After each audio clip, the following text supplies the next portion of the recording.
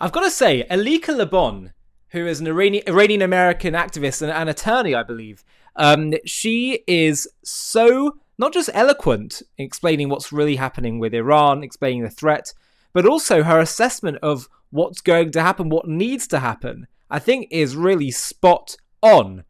Here she talks about why she thinks that the approach that we have to apply to Iran means basically it's the same approach as dealing with, let's say, Nazi Germany. Meaning you're dealing with not just a regime, an ideology. And that's why it's so much harder to defeat. And therefore, the only way to really deal with this is decimation. And as painful as that is, the alternative is even more painful. And she predicts that it's going to take something significant to make the world really, really realize that. Have a watch of this conversation, and I'll see you on the other side for some further thoughts. And by the way, if you haven't already, please do like this video, but subscribe. Hit the subscribe button as well, and comment and hype. All these things really, really help the channel to grow in the algorithm and to allow us to continue to do what we're doing. Have a watch. You can also be concerned about what's happening without being radicalized in support of the regime. Well, yeah, of course. Those are two completely different things. Right. There's obviously, you know, a well-meaning sort of skepticism about what are the objectives of this war and when do we know if those objectives have been achieved. I think one of the main issues that's sort of, and it's something that I can't even get my head around, is that I don't think that there's ever been a time where war by itself would effectuate regime change. There are other things that need to sort of unite, like, for example, uprisings, defections within the ranks. And the person that has mostly largely been responsible for that is the Crown Prince, Reza Pahlavi. So when he called people out into the streets in January, they went out in their millions. When the internet got shut down, his views went down in the millions. So there was a strong evidence that there was a strong connection there. And so I think where this war has gone sort of been negligent is in not pulling in the other actors that would effectuate regime change, right?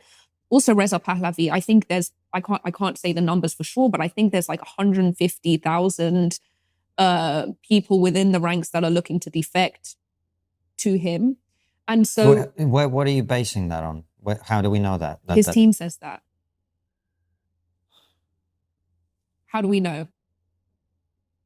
I mean, I can only tell you what his team says. But what I can tell you is that... But do you see what I'm getting at, right? But we have enough evidence of his support, right? We have enough evidence of the people chanting his name in the streets. We have enough evidence of millions of people coming out when he called them to come out. So that's good enough that we know that there are a ton load of people inside of Iran who support him. But either way, it's not about, this isn't making a case about who supports him, who doesn't. It's making a case that why aren't we taking the necessary steps towards regime change? It's not going to be just the war in isolation.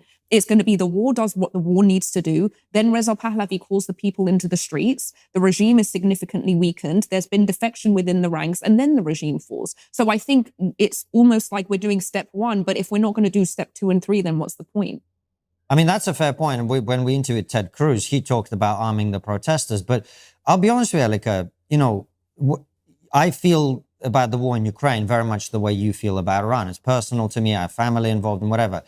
But I have never called for people in Russia to rise up against Vladimir Putin, because I always knew that if they did that, that they'd just get slaughtered and nothing good would come of it.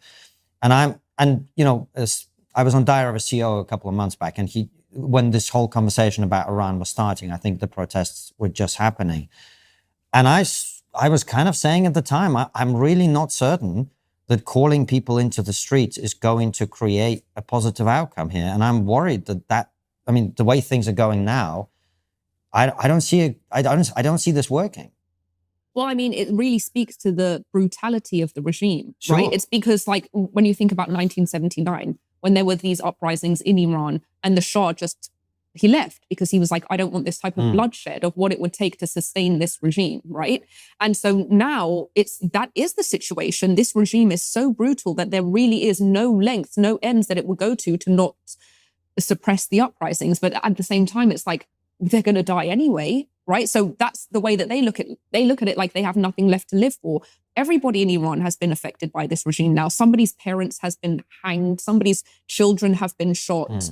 You know, this isn't a life for anybody. So when you tell people at that point, to go into the streets to fight for their freedom. At that point, it's like, what, they might as well die fighting. That's the way that they see it. I think everybody understands and anticipates that they very well might not come home. But what else do you do? And then the only other option is outside help. And now outside help is like the worst thing that you could possibly do, because this is American imperialism and Israel's plan for greater Israel or greater Iran or whatever the hell it is. So it's like we're fighting a battle on so many fronts, and it's impossible. Well, it's kind of what I'm saying. I'm not sure that this can get solved the way that people want, and therefore encouraging more people to rise up against the regime. To take a point, look, if I was living in an authoritarian country and I felt the regime was evil, I'd rise up against it. And look, it'd be up to me. Do I get killed or not? Whatever.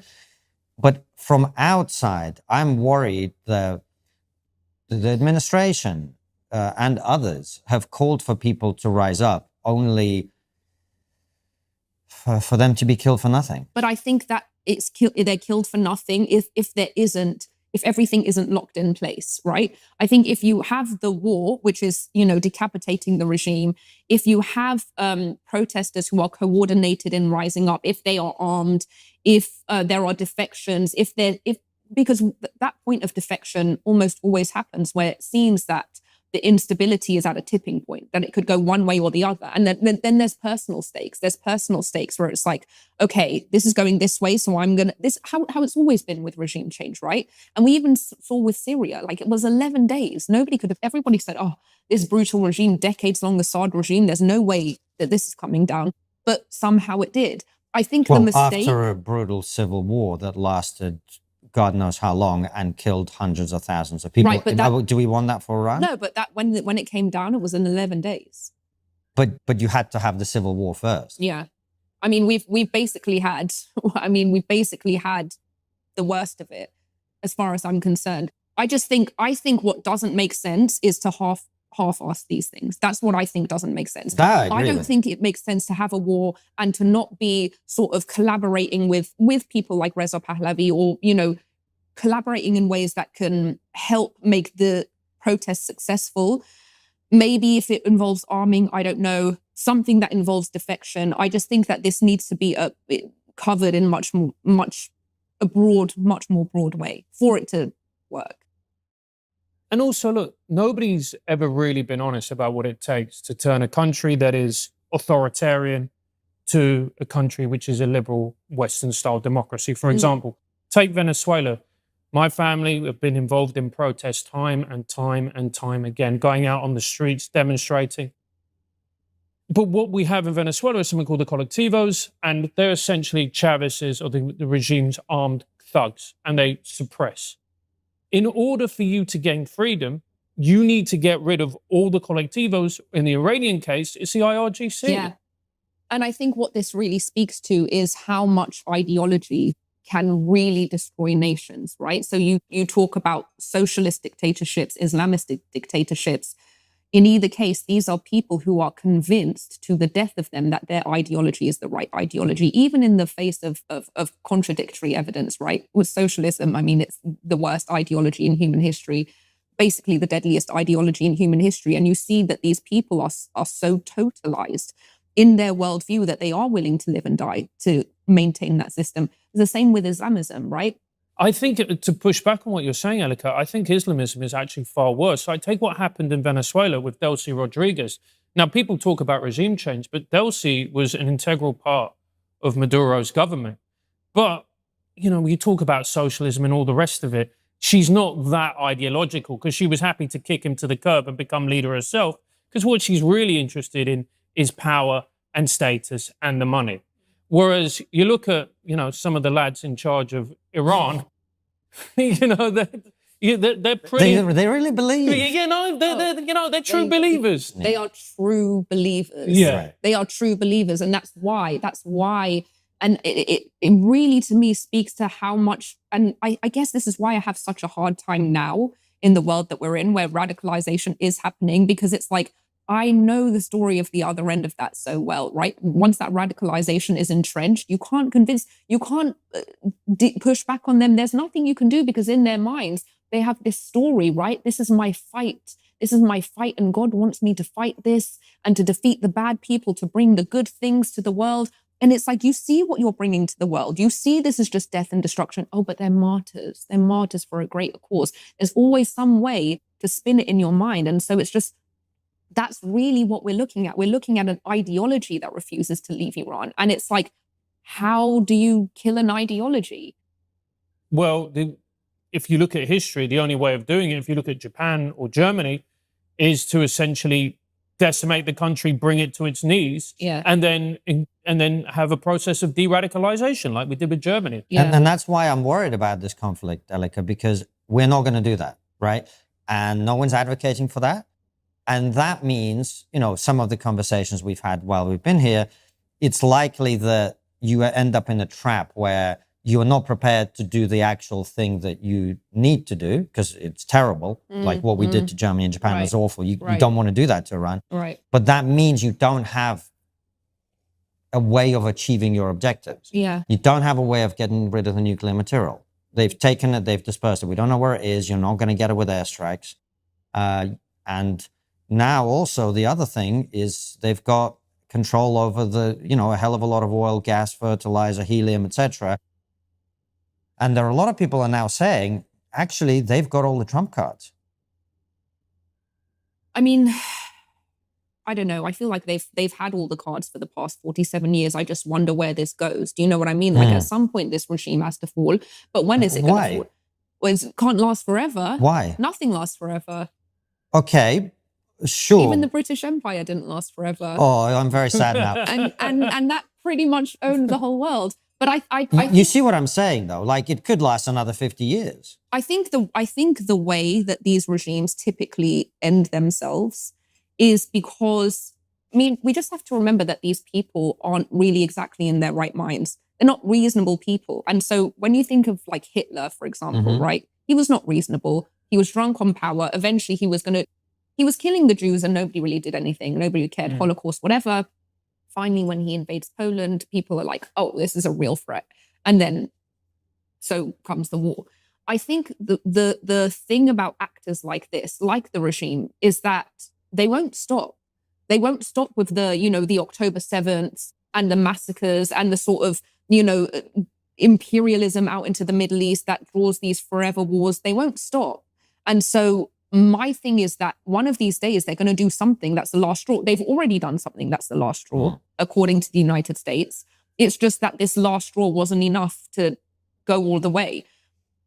I just don't see, I think the reason that this regime has to fall, like every bad faith regime in history, is because it will eventually do something that invites the world wanting to attack it. So super insightful stuff there. And I think that point about how, unlike Venezuela and other leaders and regimes where it's just corruption, where they care about power and money, here they are fueled by ideology, religious ideology, where they genuinely believe they could bring about the apocalypse. And therefore, just as was the case with Nazi Germany, that was also not just fueled by a desire for power, but ideology, and made irrational decisions based on that ideology.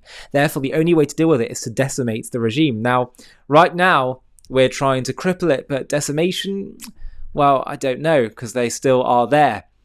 I'm sure if you told the army of Israel and America, you've got to decimate this regime and you've got 2 weeks to do it, I imagine they'd know what they need to do. I don't know what the answer to that is, but I imagine they'd know what they need to do. That, as much of an escalation as it sounds, that is allowing this regime to linger, to continue to, you know, survive and then seek ways to cause global destruction. Is that a better alternative? Is that not a greater escalation, really? And I hope she's wrong about it, but she thinks that there might be some kind of wake-up call, some kind of last straw. You know, just as like with Hitler's invasion of Poland, the Iranian regime will commit some kind of act that's so egregious that it forces a unified global response. I hope we've already passed that point. All the intel we have about their intention to build nuclear warheads, slaughtering tens of thousands of Iranian civilians, and funding of, you know, all these terror proxies in the region trying to destroy Israel and then turn their sights to America. I would have hoped the wake-up call would be there already. Let's hope that she's wrong, but it's very hard to argue overall with her assessment. Just a moment. Have you ever heard someone say, I've got no problem with Judaism or Jews, it's Israel I've got a problem with? Well, we've just created our most important documentary yet, called Zionism and Judaism, The False Separation. Have a watch of the trailer, and if you want to watch the full thing, just click on the link below in the video description. This one's important. I'm not against Judaism, I'm just against Zionism. It's not Jewish, it's Zionism. Judaism and Zionism are completely separate. You know, Judaism is a faith, Israel is a state. You can be Jewish without being a Zionist. Zionism and Judaism is totally diametrically opposed. I'm sure you've heard this before, from protesters, from politicians, from even well-meaning people trying to navigate the Israel-Palestine debate.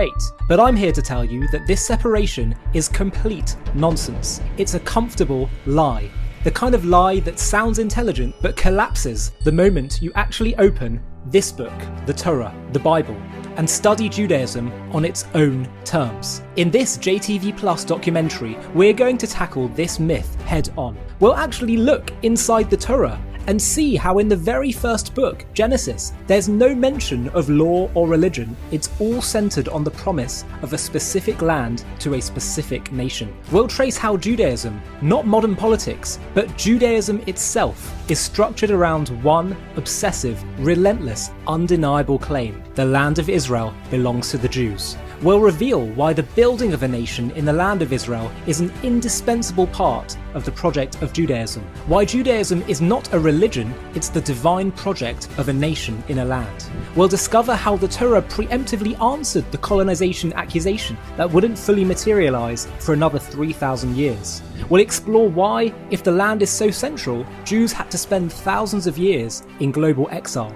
We'll unpack what Zionism actually means, and how anti-Zionism doesn't just contradict Israeli policy, it contradicts the fundamental architecture of Judaism itself. For some people, this is going to be uncomfortable viewing, but by the end, we'll prove beyond any reasonable doubt that Judaism and Zionism are inseparable. To watch this JTV Plus documentary and access much more premium content, click on the link in the video description.